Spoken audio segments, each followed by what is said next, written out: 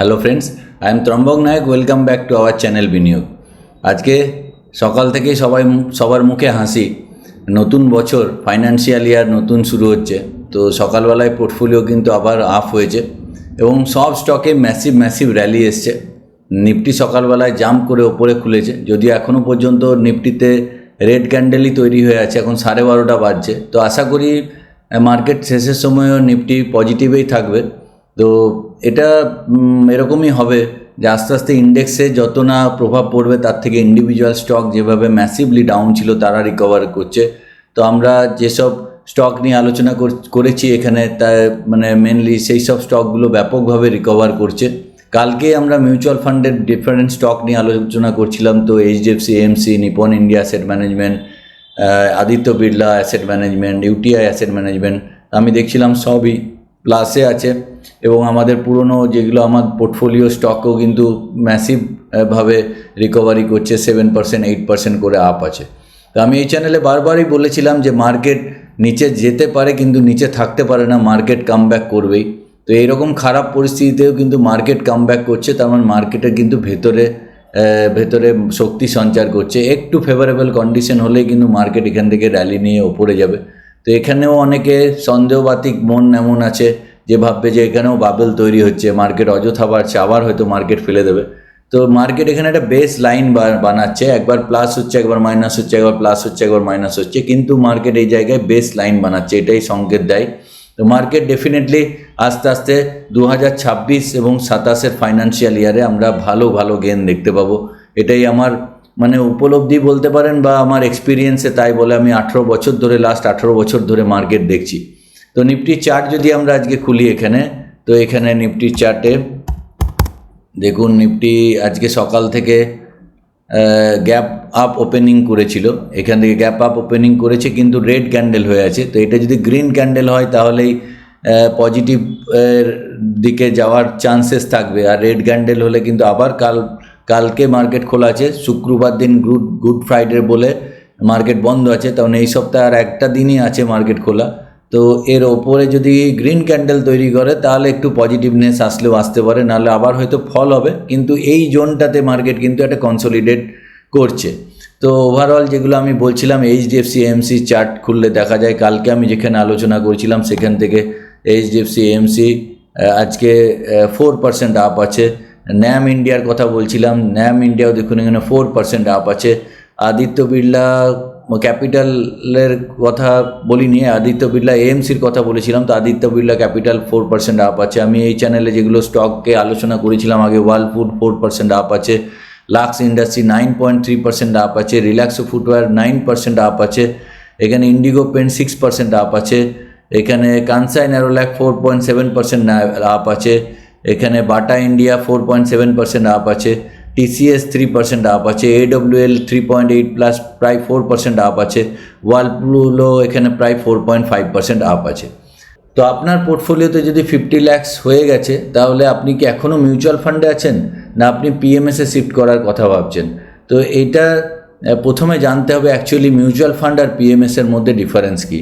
তো আমি এটা এডুকেশনাল পারপাসেই আমি এই ভিডিওটা করছি। আমি কোনো প্রোডাক্ট সেল করতে চাইছি না, আমি জাস্ট আপনাকে কনসেপ্ট ক্লিয়ার করতে চাইছি। এবং রিচ ইনভেস্টাররা কেন মিউচুয়াল ফান্ড প্রেফার করে না? দেখুন, মিউচুয়াল ফান্ডে কী হচ্ছে, নাম্বার ওয়ান, মিউচুয়াল ফান্ড হয়ে ওভার ডাইভার্সিফাইড। এখানে লাখ লোক ইনভেস্টমেন্ট করে। তো কখনো একজন রিচ ইনভেস্টার কখনো হাজার লাখ লোকের সঙ্গে কমন গোলে সে আসতে চায় না। সে তার ইনভেস্টমেন্ট পোর্টফোলিওতে অথরিটি চায়, তার সিনসিয়ারিটি চায়। এখন কি হয়, মিউচুয়াল ফান্ডে নর্মালি একটা ফান্ড ম্যানেজার প্রায় 50টা 60টা স্টকে ইনভেস্টমেন্ট করে, কিন্তু পিএমএসে কনসেন্ট্রেটেড ওয়েতে ইনভেস্টমেন্ট হয়, অনলি 25-30 স্টকে ইনভেস্টমেন্ট হয়। আর কমন গোল যেখানে অ্যাপ্লাই হয় সেখানে কোনো বড় ইনভেস্টার থাকতে চায় না। তো বড় ইনভেস্টাররা সবসময় চায় কি, যে রিটার্নের থেকেও তারা চায় অথরিটি। এবং তাদের মিউচুয়াল ফান্ডে যেটা হয় না কি, যে আপনার নিজের নামে শুধু আপনি ইউনিট কিনছেন, আপনার নিজের নামে কিন্তু আপনি ডাইরেক্ট শেয়ার কিনছেন না। কিন্তু পিএমএসে আপনার নামে ডিম্যাট অ্যাকাউন্ট থাকে এবং আপনার নামে শেয়ার কেনেন, এবং সেখানে বোনাস, স্প্লিট এবং ডিভিডেন্ড, রাইট ইস্যু সব কিছুর আপনার অধিকার থাকে। তো অলওয়েজ বড় ইনভেস্টাররা সবসময় সেই অধিকার পেতে চায়। এবং পিএমএসে সবসময় কাস্টম পোর্টফোলিও থাকে, ম্যানেজ পোর্টফোলিও থাকে, এবং ফান্ড ম্যানেজার মিউচুয়াল ফান্ডের ফান্ড ম্যানেজারের থেকে পিএমএসের ফান্ড ম্যানেজারের অনেক এক্সট্রা পাওয়ার থাকে বা এক্সট্রা কিছু ক্ষমতা দেওয়া থাকে সেবির কাছে।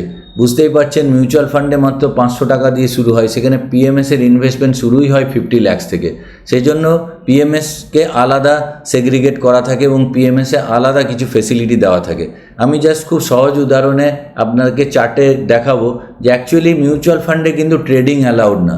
কোনো ফান্ড ম্যানেজার কোনো একটা বড় ফান্ডের টাকা তার কাছে আসছে, সেই টাকা সে বিভিন্ন শেয়ারে ইনভেস্টমেন্ট করছে, সেখানে কিন্তু সে ট্রেডিং করতে পারছেন না। ধরুন আমি যে কোনো একটা উদাহরণ দিলাম, ধরুন এখানে ওয়ার্লপুলের ক্ষেত্রে আমি বলছি, এখানে ওয়ার্লপুল ধরুন কোনো মিউচুয়াল ফান্ড ম্যানেজার এইখানে কিনছে, তো সে এখন 3 বছর মোটামুটি 3-3.5 বছর কিন্তু এই ওয়ার্লপুলেই রাখবে পয়সা। 3 বছরের আগে সে কিন্তু চেঞ্জ করবে না। কিন্তু একজন পিএমএস ফান্ড ম্যানেজার কী করে, ওপর নিচ করার অ্যাডভান্টেজ পায়। দেখুন এখানে ওয়ার্লপুলের ক্ষেত্রে আমি বলছি 6 মার্চ ওয়ার্লপুল 1215 টাকা থেকে এখানে গেছিলো প্রায় 2404, মানে এখানে 52 উইক লো থেকে 52 উইক হাইয়ে গেছিলো। তো এখান থেকে যদি কোনো পিএমএস মানে ফান্ড ম্যানেজার এখানে ওয়ার্লপুল কিনেছে আর এখানে যদি বিক্রি করেছে, প্রায় 95%-এর গেন এসছে। তো সে এখানে কিনে এখানে ওপরে একবার বিক্রি করে দিয়েছে, আবার ওয়ার্লপুল ওপর থেকে দেখুন কত পড়েছে, 52 উইক হাই থেকে যেখানে ওয়ার্লপুল এখন ট্রেড করছে প্রায় 65% ডাউনে আছে। কিন্তু এখানে মিউচুয়াল ফান্ডে ওয়ার্লপুল যদি কেনা থাকতো তো কেনাই থাকতো, কিন্তু পিএমএস এখানে সুইং হয়ে যাচ্ছে। তো এখানে ট্রেড করার অধিকার পায় পিএমএসের ফান্ড ম্যানেজার। আর একটা সবথেকে বড় অ্যাডভান্টেজ যেটা পিএমএসের ফান্ড ম্যানেজার পায়, মিউচুয়াল ফান্ডের ফান্ড ম্যানেজাররা পায় না, যেটা ক্যাশে টাকা হোল্ড করতে পারে না মিউচুয়াল ফান্ডের ফান্ড ম্যানেজাররা।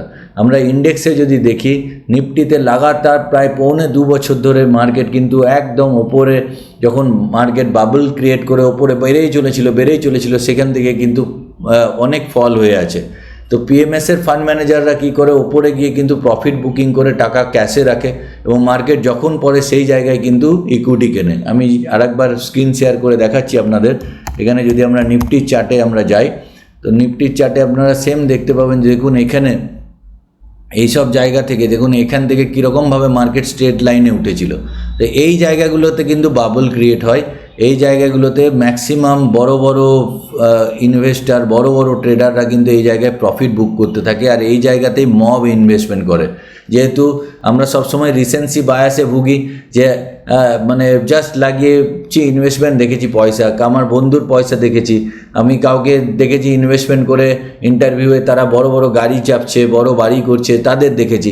তো সেই জায়গায় এই জায়গাটাতেই কিন্তু ইউফোরিয়া হয়, এখানে পাবলিক এন্টার করে আর এখানে বড় ইনভেস্টার বেরিয়ে যায়। তো মিউচুয়াল ফান্ডের ফান্ড ম্যানেজারদের এখানে কিছু করার থাকে না, তারা যেহেতু ক্যাশে হোল্ড করতে পারে না, আর এই সময় কিন্তু পাবলিক পাগলের মতো ইনভেস্টমেন্ট করে এবং মিউচুয়াল ফান্ডে এই জায়গাটাতে কিন্তু পয়সা আসতে শুরু করে।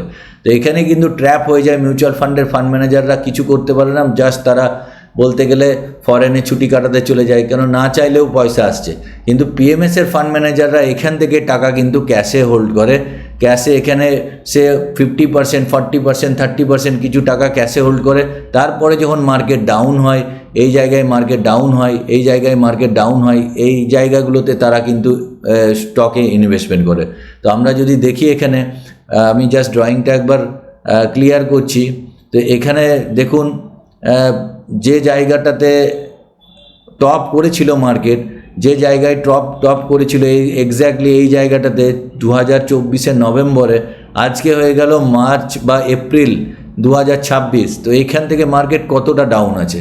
তো এই জায়গাগুলোতেই কিন্তু পিএমএসে কিন্তু অ্যাডভান্টেজ, আপনার কাছে যদি ক্যাশ থাকে তখনই কিন্তু আপনি রাজা। এবং এই মার্কেটে 99% পিপুলের কাছে মার্কেট যখন কারেকশন হয় তখন তাদের হাতে ক্যাশ থাকে না, যেটাই হচ্ছে মানে গুরু মন্ত্র বা মূল মন্ত্র মার্কেটে বড় ওয়েলথ তৈরি করার। তো এই দুটো ফ্যাক্টরের জন্য কিন্তু পিএমএস অনেক এগিয়ে আছে। যদি আপনার পোর্টফোলিও 50 লাখসের ওপরে হয়ে থাকে, 1 crore, 2 crore, 1.5 crore বা 75 লাখ, তাহলে আমাকে আপনি কমেন্ট করুন, আমি পার্সোনালি আপনাকে গাইড করব যে পিএমএসে কীভাবে পয়সা ম্যানেজ করতে হয়।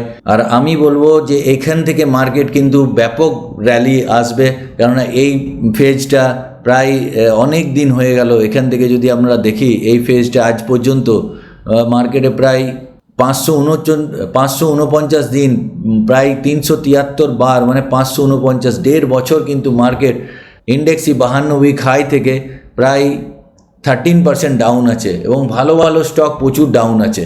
তো এখানে কিন্তু পোর্টফোলিও সাজাবার সময়, এই সময় কিন্তু পিএমএসে যদি আপনি পারেন এই সময় পিএমএসে ইনভেস্টমেন্ট করার সময় সামনের 2-3 বছর ধৈর্য ধরে যদি আপনি অপেক্ষা করেন, এখানে কিন্তু ম্যাসিভ ওয়েলথ ম্যাসিভ ওয়েলথ তৈরি হবে। তো পিএমএসে আমি বারবার বলছি, ম্যাজিক নয়, মিউচুয়াল ফান্ডও কোনো ম্যাজিক নয়, পিএমএসও কোনো ম্যাজিক নয়। দুটো জায়গাতেই ধৈর্যের দরকার, আপনার কারেজ থাকতে হবে, ভিশন থাকতে হবে এবং পেশেন্স থাকতে হবে। এই তিনটে যদি অ্যাপ্লাই করা যায় তাহলেই বড় ওয়েলথ হয়। আমি একবারও মিউচুয়াল ফান্ড খারাপ বলছি না। মিউচুয়াল ফান্ড ছোট ছোট ইনভেস্টমেন্ট করে বড় টাকা করবার জন্য আদর্শ জায়গা, কিন্তু পিএমএস হচ্ছে যারা অলরেডি বড় ইনভেস্টার, যারা বড় পোর্টফোলিও হোল্ড করে, তারা কিন্তু মিউচুয়াল ফান্ডে কমন গোল মানে কমন মানুষের সঙ্গে তারা থাকতে চায় না, তারা স্পেশালাইজড রিটার্ন চায়। এবং যেখানে দেখা যায় যে মিউচুয়াল ফান্ড যেখানে শেষ করে রিটার্ন শেষ হয়, পিএমএসের রিটার্ন কিন্তু সেখান থেকে শুরু হয় এবং লং রানে এটা হিউজ পার্থক্য করে দেয়। তো আমি একটা জাস্ট রিটার্ন ক্যালকুলেটারে দেখাবো যে লং রানে কীরকম পার্থক্য হয়ে যায় পিএমএসের সঙ্গে মিউচুয়াল ফান্ডে। তো এখানে দেখুন, ধরুন আপনার কাছে 50 লাখ রুপিস আছে, তো 50 লাখ যদি আপনি পিএমএসে ইনভেস্টমেন্ট করেন, এখানে যদি আপনি মোটামুটি 10 বছরের রেসপেক্টে যদি ইনভেস্টমেন্ট করেন, তো পিএমএসে আমার দেখা পিএমএসে 26% পর্যন্ত রিটার্ন এখানে আসে। তো 10 বছরে যদি ইনভেস্টমেন্ট হয় তো 50 lakh will be your 6.5 crore। এটা মান্থলি কম্পাউন্ডিং আছে, এটাকে ইয়ারলি করে দিন, এটা অ্যানুয়ালি করে দিন। তো অ্যানুয়ালি করলে এক্স্যাক্ট রিটার্নটা আসবে। তো 50 লাখ উইল বি 5 crore, মানে 10 বছরে টাকা 10 গুণ হয়, যেটা মিউচুয়াল ফান্ডে হার্ডলি 15% রিটার্ন আসবে। তো সেখানে 15% রিটার্নে 10 বছরে মিউচুয়াল ফান্ডে 50 লাখ টাকাটা আপনার 2 কোটি টাকা হবে। কিন্তু এখানে পিএমএসে যদি সেই রকম ফান্ড ম্যানেজার আপনি পান এবং সেরকম যদি গ্রোথ আসে, তো এখানে 50 লাখ টাকা উড বি 5 crore। এখানে জাস্ট আরও যদি লং রানে আপনি যান, এখানে যদি 180 মাস দেখেন যে 15 বছর ধরে, তাহলে 15 বছরে 50 লাখ টাকাটা প্রায় 16 কোটি টাকা হয়ে যায়। আর জাস্ট 20 বছরে যদি করেন, তো 20 বছরে এটা 100 টাইমস পর্যন্ত হয়ে যায়, মানে your 50 lakhs will be 50 crore। তো এইরকম বড় ওয়েলথ তৈরি করার যদি আপনার ইচ্ছা থাকে, যদি স্বপ্ন থাকে, তাহলে প্লিজ আমাকে কমেন্ট বক্সে কমেন্ট করুন। আমি পার্সোনালি আপনাকে গাইড করব যে কিভাবে বড় ওয়েলথ তৈরি করতে হয়। আমার নিজের পোর্টফোলিও টোটালটাই পিএমএসে আছে এবং আমি এখান থেকে গেন পাচ্ছি, সেজন্যই আমি এত কনফিডেন্সের সাথে আমি বলছি। তো আশা করি ভিডিওটি ভালো লাগছে। ভিডিওটি ভালো লাগলে প্লিজ একটি লাইক করবেন, আর চ্যানেলটি যদি এখনও সাবস্ক্রাইব না করে থাকেন তো প্লিজ সাবস্ক্রাইব করে নেবেন, আর বন্ধুদের সঙ্গে শেয়ার করতে ভুলবেন না, আর বন্ধুদেরও সাবস্ক্রাইব করাবেন। পরের ভিডিওতে আবার দেখা হচ্ছে। জয় হিন্দ, জয় ভারত।